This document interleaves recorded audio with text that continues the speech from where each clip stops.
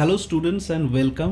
আজকে আমরা একটা নতুন সিরিজ তৈরি করতে চলেছি যেখানে যে কোনো কম্পিটিটিভ এক্সামের যে ভেরি ইম্পর্টেন্ট সাবজেক্টসগুলো থাকে সেই সমস্ত সাবজেক্টগুলোর একটা ডিসক্রিপশন তোমাদেরকে দেওয়ার চেষ্টা করব এবং পয়েন্টস টু রিমেম্বার কী কী হতে পারে তার আলোচনা থাকবে।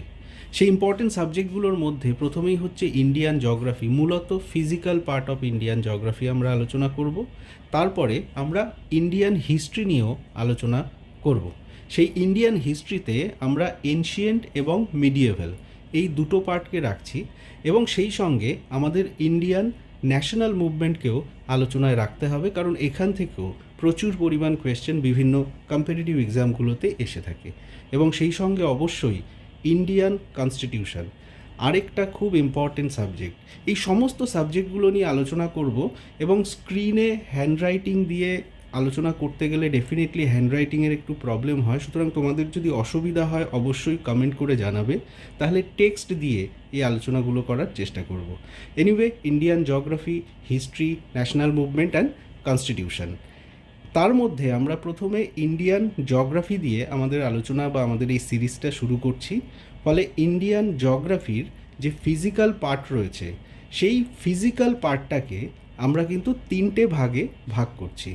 তার কারণ হচ্ছে খুব বেশি প্রশ্ন যে তিনটে পার্ট থেকে আসে তার প্রথমটা হচ্ছে Northern mountain system. Northern mountain সিস্টেমের সঙ্গে আরেকটা ইম্পর্টেন্ট যে পার্ট রয়েছে আমাদের, সেটা হচ্ছে ড্রেনেজ সিস্টেম অফ ইন্ডিয়া, অর্থাৎ গোটা ভারতবর্ষের সমস্ত নদ নদী, তাদের ট্রিবিউটারিজ, অরিজিন ইত্যাদি, এবং সর্বশেষ পেনিনসুলার ইন্ডিয়া। অর্থাৎ নর্দার্ন মাউন্টেন, ড্রেনেজ সিস্টেম এবং পেনিনসুলার ইন্ডিয়া, এই তিনটে পার্টের মধ্যে নর্দার্ন মাউন্টেনটাকে আগে আমরা আলোচনায় আনছি। এই নর্দার্ন মাউন্টেনের মধ্যে আমরা সবাই জানি যে হিমালয়ান পার্ট পড়ে, কিন্তু তার সঙ্গেও হিমালয় এবং সেই সঙ্গে all other important mountain ranges of India, এই তিনটে সেপারেট সেগমেন্ট করে আমরা আলোচনা করব, যাতে ম্যাক্সিমাম পয়েন্টস টু রিমেম্বার বা ম্যাক্সিমাম টপিকের জায়গাগুলোকে আমরা কভার করতে পারি। তাহলে শুরু হচ্ছে আমাদের আলোচনার সর্বপ্রথম পার্ট, যেটা হচ্ছে ইন্ডিয়ান ফিজিক্যাল জিওগ্রাফির পার্ট 1, যেখানে আমরা সমস্ত important mountain ranges of India নিয়ে আলোচনা করব। হ্যান্ডরাইটিং নিয়ে কারোর কোনো সমস্যা থাকলে অবশ্যই কিন্তু জানাবে। ইন্ডিয়ান ফিজিক্যাল জিওগ্রাফি পড়তে গেলে মূলত 6টা ইন্ডিয়ান ফিজিক্যাল জিওগ্রাফির আলাদা আলাদা ভাগ আছে, যেগুলোর ওপর আমাদেরকে দখল বাড়াতে হবে। তার মধ্যে প্রথমে আসে দ্য হিমালয়ান সিস্টেম। এই হিমালয়ান সিস্টেমের সঙ্গে ট্রান্স হিমালয় বা all important mountain ranges of India পড়ে নিলে কিন্তু একটু সুবিধা হয়। তারপরে আসছে আমাদের দ্য নর্দার্ন প্লেন। এটা একটা ভয়ঙ্কর ইম্পর্টেন্ট চ্যাপ্টার এবং গোটা ভারতবর্ষের নদ নদী অর্থাৎ the drainage system of India, প্রচুর প্রশ্ন এখান থেকে আসে। তারপরে হচ্ছে দ্য পেনিনসুলার ইন্ডিয়া, এখান থেকেও কিন্তু প্রচুর ফিজিক্যাল জিওগ্রাফির কোয়েশ্চেন আসে। এবং লাস্ট যে দুটো পার্ট রয়েছে দ্য কোস্টাল এরিয়া এবং ডেজার্ট অথবা আইল্যান্ড, এই 6টা ভাগের মধ্যে ইন্ডিভিজুয়ালি পড়তে গেলে আমাদেরকে দ্য হিমালয়ান সিস্টেমটাকে আগে টার্গেট করতে হবে। দ্য হিমালয়ান মাউন্টেন সিস্টেম, এটাকে ইন্ডিভিজুয়ালি একটা টপিকের মধ্যে না রেখে আমরা all important mountain ranges in India, এটাকে পার্ট 1-এর মধ্যে রাখছি এবং সেই সঙ্গে ট্রান্স হিমালয়কে হিমালয় থেকে আলাদা করে নিয়ে পার্ট 2-তে রাখছি এবং সর্বশেষ দ্য হিমালয়ান সিস্টেম পার্ট 3-তে রাখছি। তাহলে আমাদের শুরুটা হচ্ছে পার্ট 1, যেখানে আমরা all important mountain ranges of ইন্ডিয়াকে বোঝার চেষ্টা করব এবং তার ইম্পর্টেন্ট পয়েন্টগুলো মনে রাখার চেষ্টা করব। মাউন্টেন রেঞ্জেস অফ ইন্ডিয়া, এটা পড়ার আগেই আমাদেরকে জানতে হবে what is a mountain range. Mountain range কথাটার অর্থ হচ্ছে অনেকগুলো পর্বত যদি একত্রিতভাবে একটা সিরিজে থাকে, একটা হাইল্যান্ড তৈরি করে এবং তারা যদি কানেক্টেড টু ইচ আদার হয় এবং খুব ক্লোজ পেরিফেরায় থাকে, তাহলে তাদের একত্রিতভাবে মাউন্টেন রেঞ্জ আমরা বলতে পারি।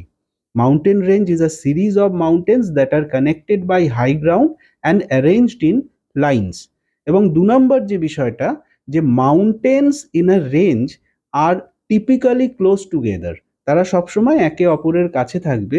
শুধু তাই নয়, share the similar geological features like origins, the size and the formation. Origin, size and formation, এই তিনটে জিনিস তাদের সমানভাবে থাকবে। এবার এই মাউন্টেন রেঞ্জগুলোর কিছু ক্যারেক্টারিস্টিক্স থাকে।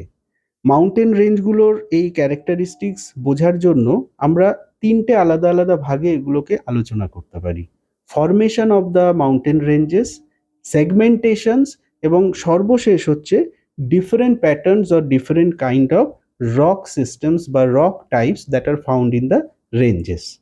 Formation of the mountain ranges অর্থাৎ বিভিন্ন মাউন্টেন রেঞ্জগুলো কিভাবে তৈরি হচ্ছে সেটার সম্পর্কে একটা সাম্যক ধারণা দেয়। Mountain ranges are formed by, মনে রাখতে হবে, ভ্যারাইটি অফ, বিভিন্ন ধরনের জিওলজিক্যাল প্রসেসেস। বিভিন্ন জিওলজিক্যাল প্রসেসের মধ্যে মাউন্টেনগুলো তৈরি হয়, কিন্তু মোস্টলি ম্যাক্সিমাম মাউন্টেন্সগুলোই আমরা প্লেট টেকটনিক থিওরির মাধ্যমে তৈরি হতে দেখি। তাহলে প্লেট টেকটনিক থিওরি আমাদের বুঝতে হবে, কিন্তু তার আগে আমাদেরকে খুব ভালো করে বুঝতে হবে যে বিভিন্নভাবে যে মাউন্টেনগুলো তৈরি হয়, তাহলে এই মাউন্টেন তৈরি হওয়ার বিভিন্ন ভাগগুলো কি, how mountains are formed. Tectonic plate মুভমেন্টের মাধ্যমে মাউন্টেন্স তৈরি হয়, ভলক্যানিক অ্যাক্টিভিটিসের মাধ্যমে মাউন্টেন তৈরি হয়, অথবা হিটিং অ্যান্ড থার্মাল এক্সপ্যানশনের মাধ্যমে মাউন্টেন কিন্তু বা মাউন্টেন রেঞ্জেস তৈরি হতে পারে। এবার প্রথমে বুঝে নেওয়া যাক যে প্লেট টেকটনিক থিওরি কি, বা এই প্লেট টেকটনিক প্রসেসের মাধ্যমে কিভাবে মাউন্টেনগুলো তৈরি হতে পারে। কিছুই না, অ্যাকচুয়ালি আর্থ ক্রাস্টের যে বিভিন্ন কন্টিনেন্টাল প্লেটসগুলো রয়েছে, তারা যখন same kind of mass weight নিয়ে একে অপরকে ধাক্কা মারে, তখন কি হয়, তারা ওই রক সিস্টেমটাকে আপওয়ার্ড ডিরেকশনে ঠেলা মারতে শুরু করে এবং তার ফলে একটা মাউন্টেন তৈরি হয়ে যায়। When two continental plates collide, they crumple, fold, and forcing the rock upwards to form mountain. Mountain কিভাবে তৈরি হয় প্লেট টেকটনিক থিওরির মাধ্যমে বুঝলাম। এরপরে টাইপস অফ মাউন্টেন্স, কত ধরনের মাউন্টেন হতে পারে সেটাও আমাদেরকে জানতে হবে। তাহলে এক এক করে যদি টাইপ নিয়ে আলোচনা করা যায়, ১ নম্বরে আসছে ফোল্ড মাউন্টেন্স, খুব ইম্পর্টেন্ট একটা পার্ট। সেকেন্ড হচ্ছে ব্লক মাউন্টেন্স। এই সবগুলো মাউন্টেনের যে টাইপস আছে তাদের এক্সাম্পলও কিন্তু আমাদেরকে মনে রাখতে হবে। ৩ নাম্বার হচ্ছে ভলক্যানিক মাউন্টেন্স, খুব ইম্পর্টেন্ট। নাম্বার 4 ডোম মাউন্টেন্স, এবং সর্বশেষ যেটা আছে সেটা হচ্ছে প্লেটুস।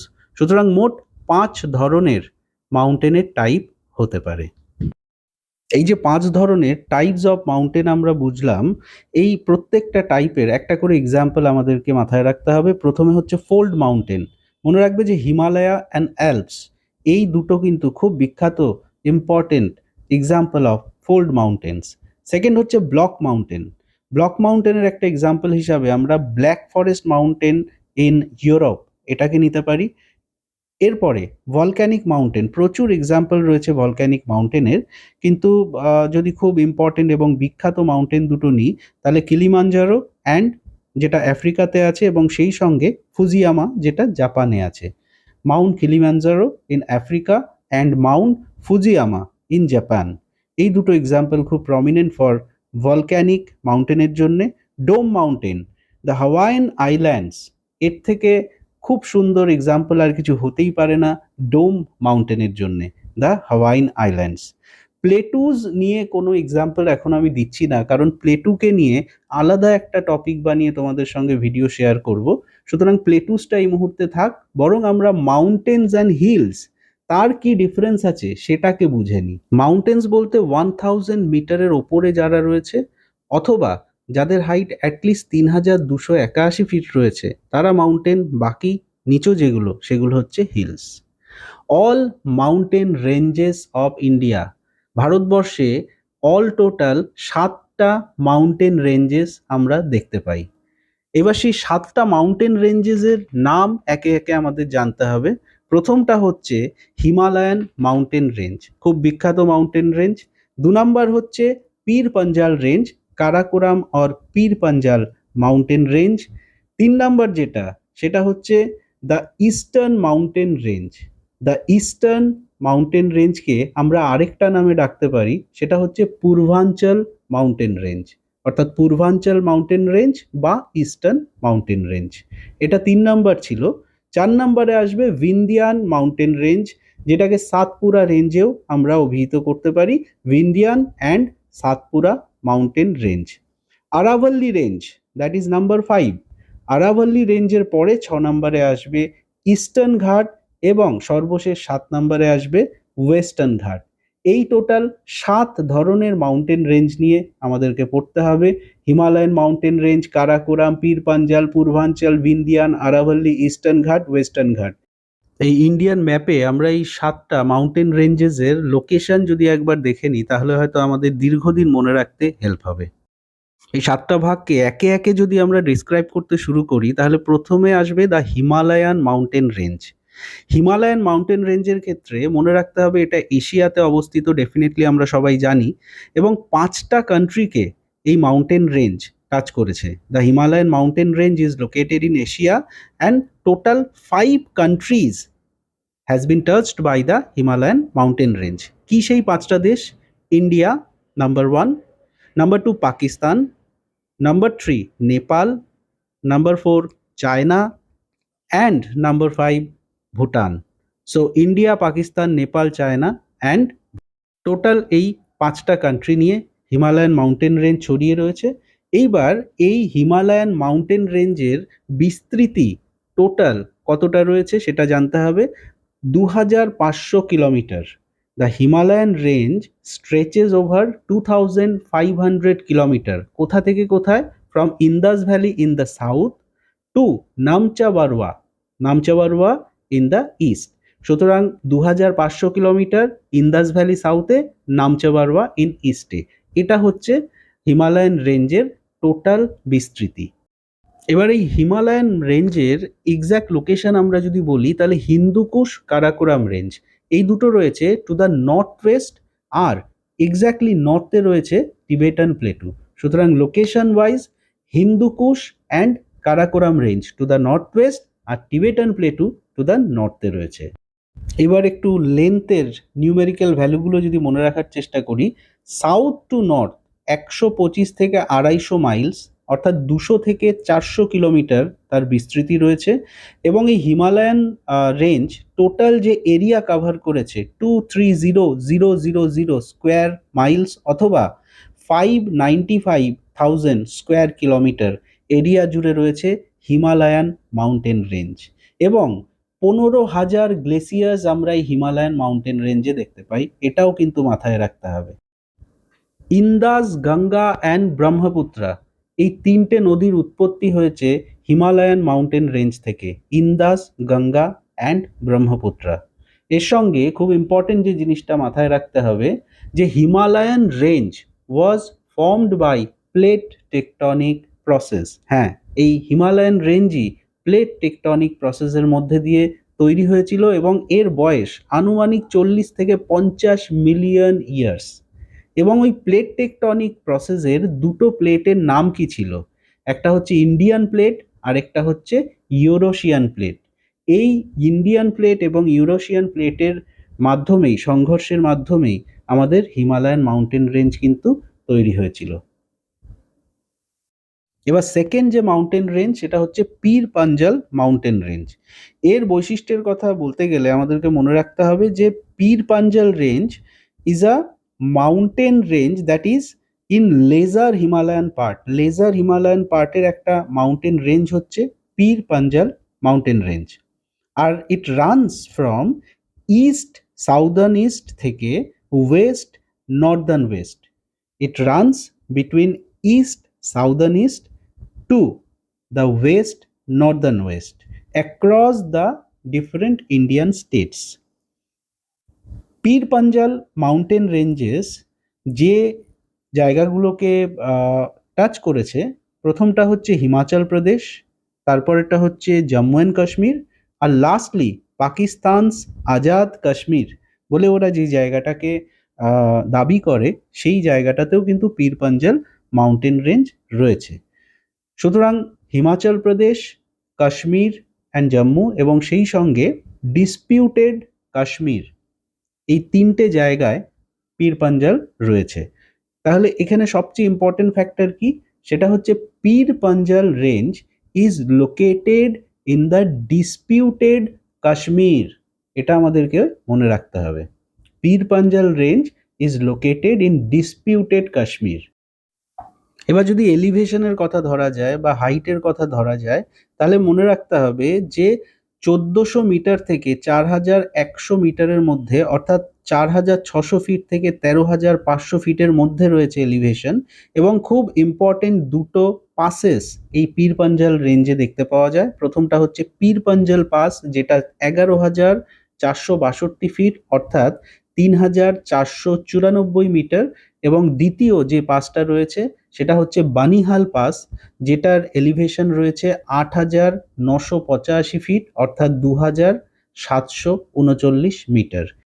এই পাস রিলেটেড ইম্পর্টেন্ট নিউমেরিক্সগুলো আমাদেরকে মনে রাখতে হবে। এরপরে নদীর কথায় আসি, বিয়াস, রাভি অ্যান্ড চেনাব, এই তিনটে নদীকে পীর পাঞ্জাল রেঞ্জ কিন্তু আলাদা করেছে। একদিকে রেখেছে বিয়াস অ্যান্ড রাভি, অন্যদিকে রেখেছে চেনাব। এবার থার্ড যে পয়েন্টে আমরা আসছি সেটা হচ্ছে ইস্টার্ন মাউন্টেন রেঞ্জ, যেটাকে আমরা পূর্বাঞ্চল রেঞ্জ বলেও ডাকতে পারি। এই পূর্বাঞ্চল রেঞ্জ বা ইস্টার্ন মাউন্টেন রেঞ্জের বৈশিষ্ট্যগুলো নিয়ে আমরা যদি আলোচনা করতে চাই, তাহলে প্রথমেই যেটা মনে রাখতে হবে, পূর্বাঞ্চল or Purvanchal range is the eastern extension of Himalaya in India। এবং দ্বিতীয় বৈশিষ্ট্যটা হচ্ছে the range runs along the eastern border of India with Myanmar in northeastern states। মানে প্রথমে যে বিষয়টা মনে রাখতে হবে, ranges run along with the eastern border of India with Myanmar, এবং দ্বিতীয় যে নর্থ ইস্টার্ন স্টেটের মধ্যে দিয়ে এই রেঞ্জটা গেছে, সেই নর্থ ইস্টার্ন স্টেটগুলো হচ্ছে অরুণাচল প্রদেশ, মেঘালয়া, মণিপুর, মিজোরাম, ত্রিপুরা অ্যান্ড নাগাল্যান্ড। অরুণাচল প্রদেশ, নাগাল্যান্ড, মণিপুর, মিজোরাম, ত্রিপুরা অ্যান্ড মেঘালয়া, এই নর্থ ইস্টার্ন স্টেটে টাচ করেছে পূর্বাঞ্চল রেঞ্জ।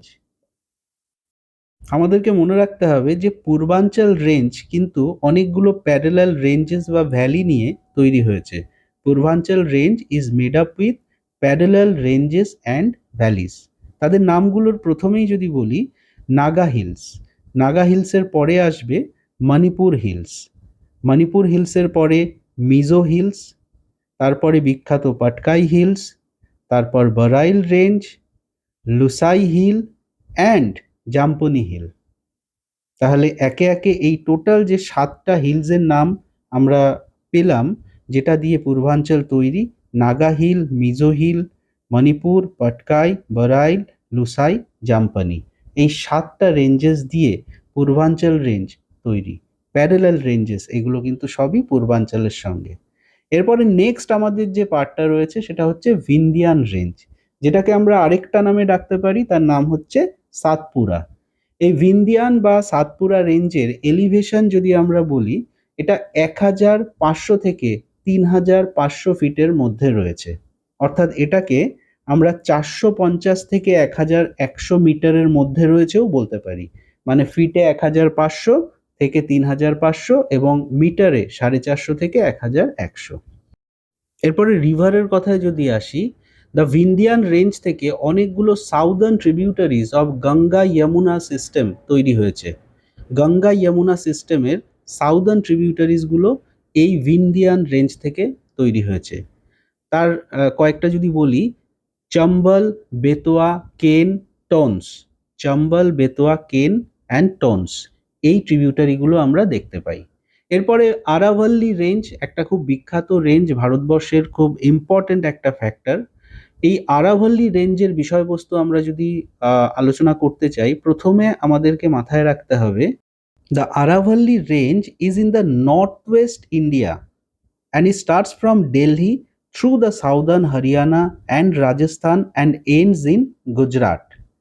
আরেকবার বলছি, দিল্লি থেকে শুরু হচ্ছে, সাউদার্ন হরিয়ানা অ্যান্ড রাজস্থানকে টাচ করছে এবং গুজরাটে যে ফাইনালি এটা শেষ হচ্ছে। সুতরাং এই আরাভাল্লি রেঞ্জ টোটাল 4টে ডিফারেন্ট স্টেটকে টাচ করছে, দিল্লি, হরিয়ানা, রাজস্থান অ্যান্ড গুজরাট, টোটাল 4টে স্টেট।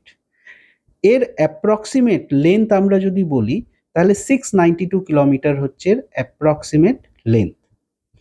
এই আরাভাল্লি রেঞ্জ থেকেও অনেকগুলো রিভার কিন্তু অরিজিনেট করছে। সেই রিভারগুলো কি কি?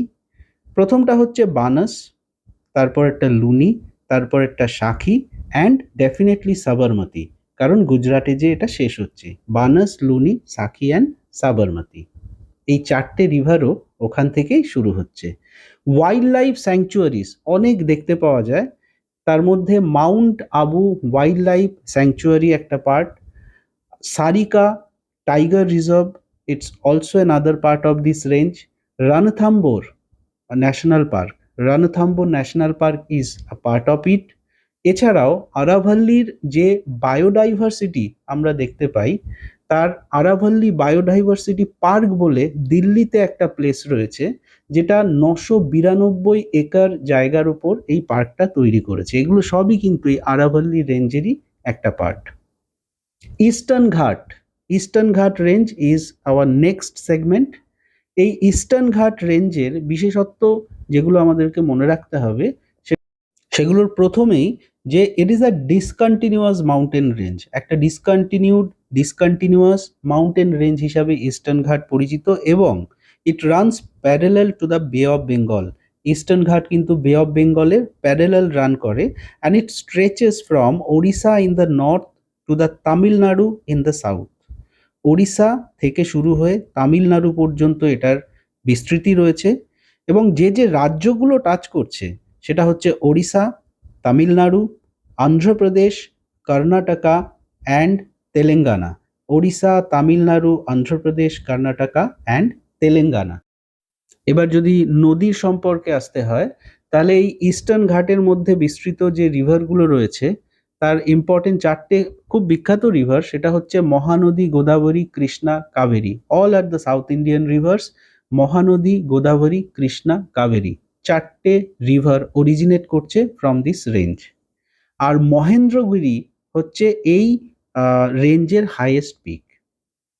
ওয়েস্টার্ন ঘাট আমাদের নেক্সট সেগমেন্ট বা শেষ যে 7 নম্বর important mountain range of India, তার মধ্যে বিলং করছে ওয়েস্টার্ন ঘাট। ওয়েস্টার্ন ঘাট সম্পর্কে মনে রাখতে হবে যে এটা ইকোলজি অ্যান্ড বায়োডাইভার্সিটির একটা অনেক বড় ক্ষেত্র। আমরা স্ক্রিনে দেখতে পাচ্ছি যে এভারগ্রিন রেন ফরেস্ট সহ আরও কত কিছু ইকোসিস্টেমের এক্সাম্পল আমরা এই রেঞ্জে পাই। এছাড়া ওয়াইল্ড লাইফ যে বিভিন্ন স্যাংচুয়ারিজ বা পার্ক রয়েছে, সেটার মধ্যে আমরা কি ধরনের ওয়াইল্ড অ্যানিমালস দেখতে পাই সেটাও কিন্তু লেখা রয়েছে। তার মধ্যে নীলগিরি থার একটা ইম্পর্টেন্ট ফ্যাক্টর, বা নীলগিরি লাগুনও আমরা কিন্তু দেখতে পাই এই পার্টিকুলার এরিয়াতে। সুতরাং ecosystem wild life is very important for this particular range.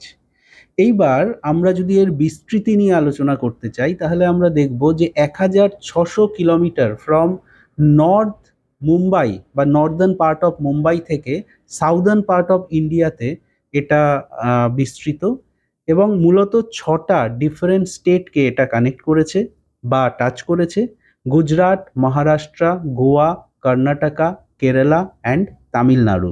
এই 6টা স্টেটের মধ্যে এই গোটা রেঞ্জটা বিস্তৃত। এবং রিভার আমরা যদি বলি, গোদাবরী, কৃষ্ণা অ্যান্ড কাবেরী, এই তিনটে ভীষণ বিখ্যাত রিভার কিন্তু অরিজিনেট করছে এই ওয়েস্টার্ন ঘাট থেকেই।